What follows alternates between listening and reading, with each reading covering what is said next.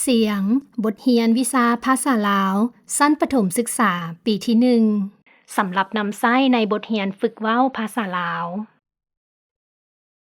บทที่8กิจกรรม23ฟังและเว้าตามครูแล้วแต่งประโยคตามตัวอย่าง บทเรื่องลิ้นมากลี้ท้าวคำนับแต่1ถึง20ช้าๆหมู่ของลาวแล่นไปลี้1 2 3 4 5 6 7 8 9 10 11 12 13 14 15 16 17 18 19 20ข้อยจะไปซอกหาเด้อข้อยเห็นผู้หนึ่งแล้วอยู่กองซาด